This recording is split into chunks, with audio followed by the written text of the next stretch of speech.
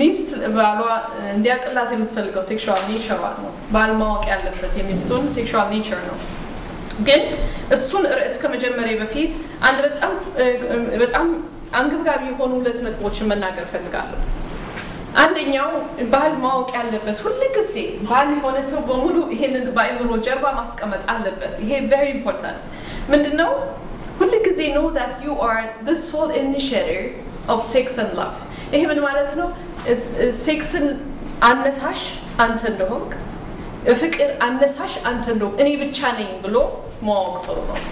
ኦኬ አንድ ጊዜ ሳስተምር ለሚስቶች አስተምራለሁ ወንድ ብቻ አይደለም ኢኒሺየት ማድረግ ያለበት ሚስትም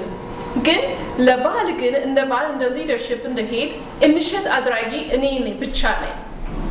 ብሎ ይሄ ለምሳሌው የሴት ልጅ ተፈጥሮ እግዚአብሔር ሲሰራት ሪስፖንድ ለማድረግ ነው now አንዳንድ ሰዎች ምን ብለው ይሄን ሪስፖንድ አደራርጋው ባህሪዋን እንዴት አድርገው ያስተምሩታል she is a multiplier ይላሉ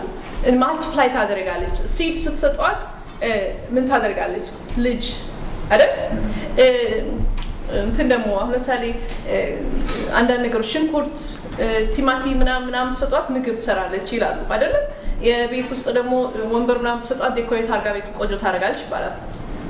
ነገር ደግሞ ከሰጣችኋት ቆንጆ አድርጋ ቤቱን ታነደዋለች በነገር ኦኬ ሲሪየስሊ ስለዚህ በተፈጥሯችን ሴቶች ሪስፖንድ ነው የምናደርገው ለሚመጣልን ነገር ነው ሪስፖንድ የምናደርገው